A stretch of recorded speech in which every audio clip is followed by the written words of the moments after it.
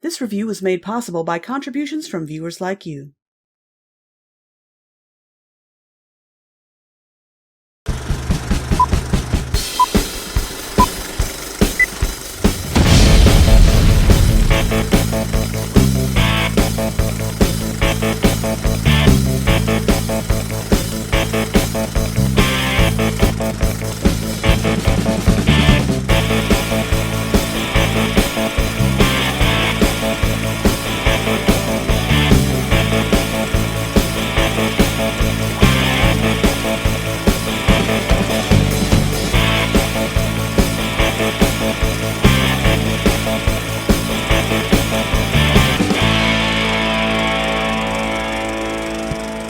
Hey guys, and welcome to my 14th anniversary!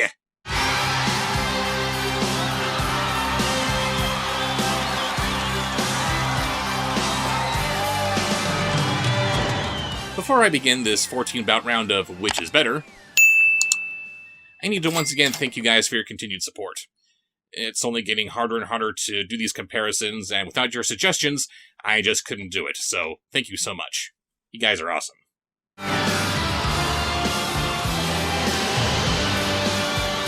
Which is better, Alice Through the Looking Glass, or Maleficent, Mistress of Evil? Oh yeah, this one's gonna be a stretch. On the one hand, we have a story where the hero tries to rescue her friends, and a legitimately evil villain is redeemed in a natural, organic fashion. On the other hand, we have another piece of revisionism where if it's male, it's evil and it needs to be regarded with derision or death, but if it's a woman, then she's either pure of heart or just turned into a goat for her genocidal actions that are probably some man's fault anyway. So, which is better? Alice Through the Looking Glass. Doi.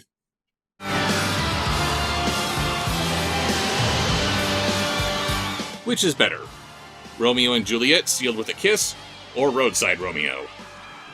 In Romeo and Juliet, Sealed with a Kiss, you have a retelling of the classic Shakespeare play, but with a cast made entirely out of seals. Entirely out of seals? Yes, I'm including the elephant seal in that description. In Roadside Romeo, you have a Bollywood romance between a couple of dogs which then gets hijacked by some mob boss.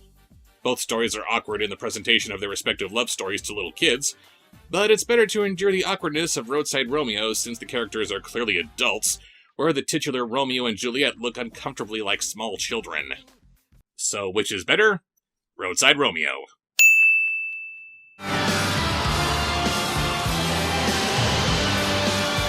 Which is better? The Land Before Time 7, The Stone of Cold Fire, or The Land Before Time 13, The Wisdom of Friends? Yeah, this is a first, comparing sequels within their own franchise. I've been doing this for a long time.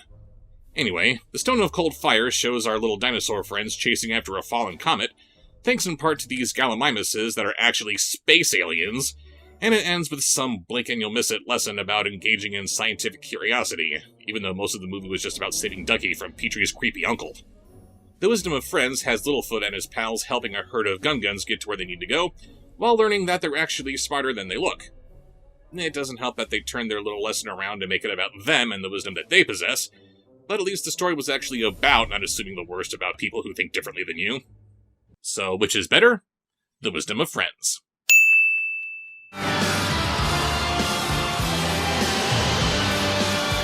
Which is better? Elliot the Littlest Reindeer, or the littlest light on the Christmas tree? I've said it before, and I'll say it again. I hate it when a movie insists that I love something just because it's the littlest. Everything in the universe is the littlest of something. Am I supposed to love a mini SD card instead of an external hard drive just because it's smaller? Am I supposed to love Peter Dinklage more than Danny DeVito because he's smaller?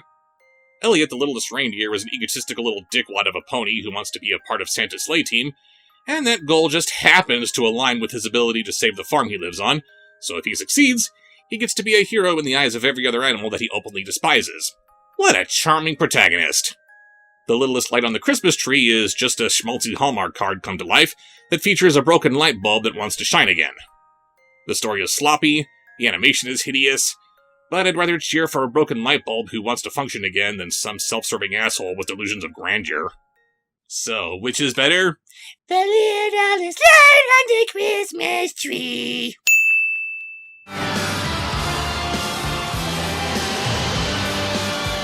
Which is better? Spooky Buddies or The Dog Who Saved Halloween? For all of my bitching about the air-studded Butterverse, which is a lot, I must confront a terrible, horrible truth. There often is a story buried under all the corporate adorable pandering. In Spooky Buddies, the pups have to stop an evil warlock from taking over the world, while The Dog Who Saved Halloween is about a dog trying to uncover some kind of ghostly mystery, only to find out that it's just an old man putting up a haunted house for Halloween. Nothing actually happens, as opposed to Spooky Buddies, wherein the world is saved from unholy dark magic. So, which is better? Spooky Buddies.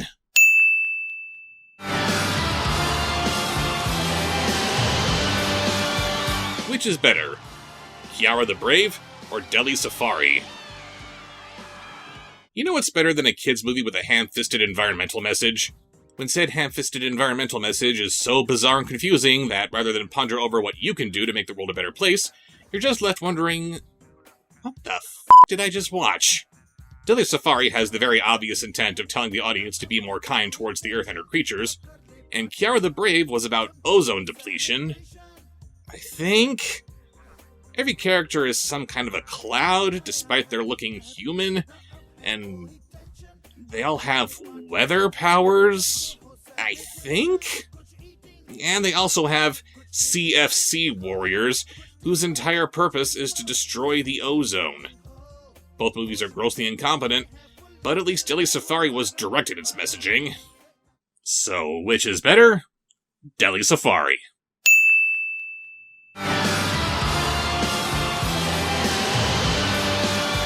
Which is better? Arrietty or Wolf Children? Hello everyone! Hey y'all! We've been asked to talk about Alrighty and the Wolf Children's, and talk about which one is better. And no copping out with saying whichever one's shorter. Yeah, I know. They were both ungodly long. Other than that, I had to watch these movies again because I couldn't remember anything about them. Alrighty was basically animated melatonin. If you need help sleeping, this is the movie for you. But looking back at Wolf Children's, it actually had moments. It's long and boring like Alrighty, but every now and then it slaps you across the face and says, "Hey, wake up! Something's happening!" What's happening may not make a lot of sense, but at least things are happening. So, which is better? Wolf Children's. Ding!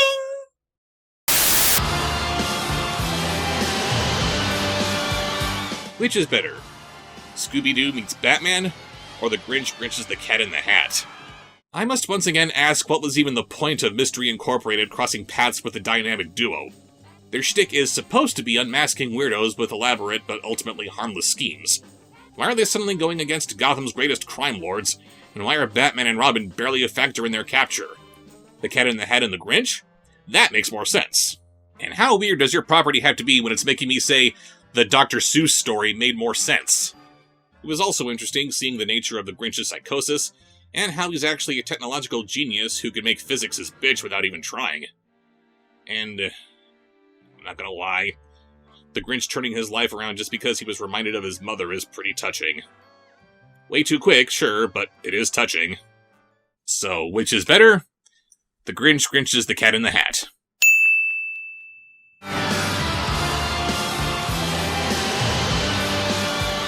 Which is better? The Page Master or Freedom Force? In The Page Master, you have Macaulay Culkin playing the biggest wuss in the world, and because of the incredibly creepy Christopher Lloyd tossing him into deadly situations brought to you by a handful of literary classics, he comes out of it with something resembling a spine. In Freedom Force, you have the works of Jules Verne being repeatedly shit on. Literally. Whatever flaws are plaguing The Page Master, you have to at least respect its true, honest intentions of inspiring children to read. Did anyone walk away from Freedom Force wanting to read Around the World in 80 Days? So, which is better? The Page Master.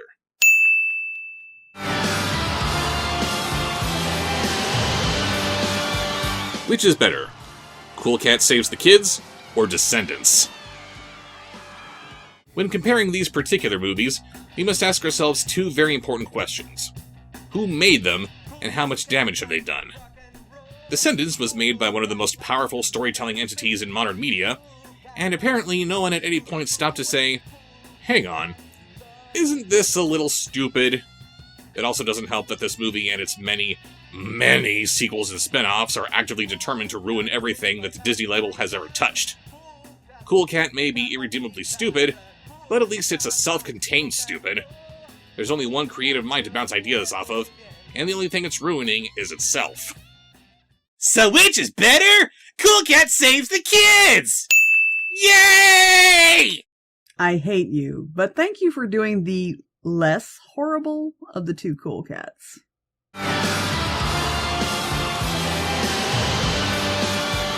Which is better? Rudolph and the Island of Misfit Toys, or the Swan Princess Christmas? Ah, the cynical, exploitative Christmas sequel. You gotta love it. Rudolph the Red-Nosed Reindeer is, of course, one of the most beloved Christmas movies of all time, so of course it only makes too much sense to want to cash in on it by creating a lackluster sequel to it. But if you took out Rudolph and just made it a story about Santa or anyone under his employ stopping some disgruntled homeless toy from ruining Christmas, absolutely nothing about it would be different. As for the Swan Princess Christmas, if you stripped away all of the superficial Christmas elements, you'd still get a story about O'Derrick stopping the ghost of their old enemy Rothbart from coming back and raising hell. At the end of the day, it's still a sequel that's continuing the overall story, if very sloppily. So which is better? The Swan Princess Christmas.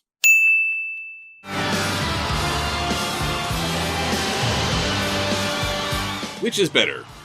Scary Stories to Tell in the Dark, or Haunted Mansion? It's very sad that both of these screen adaptations of their respective IPs missed the mark on what they were supposed to be. Scary Stories ignored most of the scary stories themselves and became its own version of Stephen King's It. And Haunted Mansion decided that instead of making us frightened by a dark, spooky house and later discover that it's not so bad when we get to know the ghosts haunting it, we should instead have this big ensemble cast go out of the way to make this dark, spooky house as unfrightening as possible right off the bat. Since these are a couple of horror franchises, I guess it's better to not get the material and try to be scary than not get the material and try to remove all the scary. So which is better? Scary Stories to Tell in the Dark. Said the guy who's afraid of the Eddie Murphy movie. Look, you don't get a vote. I'm choosing this one. Which is better? Haunted Mansion. Ding, motherfucker.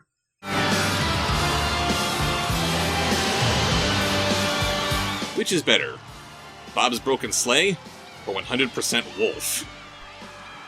In Bob's Broken Sleigh, you have a Christmas elf who, for some reason, is trying to push technology into Santa Claus's organization, despite the fact that elf magic has everything pretty damn well covered. In 100% Wolf, we have a kid who's trying to become the alpha in his werewolf pack, but he can't do that as long as he's a tiny, helpless poodle. Both of these stories feature characters trying to accomplish an otherwise impossible goal, but like with any impossible goal, you're more likely to accomplish it if you actually believe in yourself like Bob did, as opposed to just owning up to your limitations and somehow being granted amazing abilities after the fact like Freddy. So which is better? Bob's Broken Sleigh.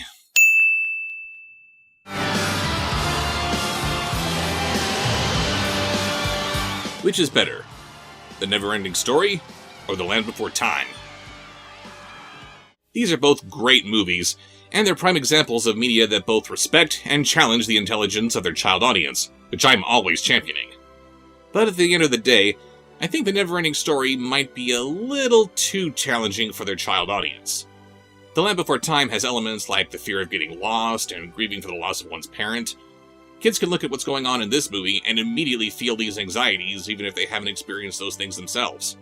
The Never-Ending Story needs a little more time for you to really appreciate what it's talking about. As kids, we're afraid of the big, scary wolf, but as adults, we're afraid of the existential dread that he's pushing. So, which is better? Just because it's more immediately effective, The Land Before Time.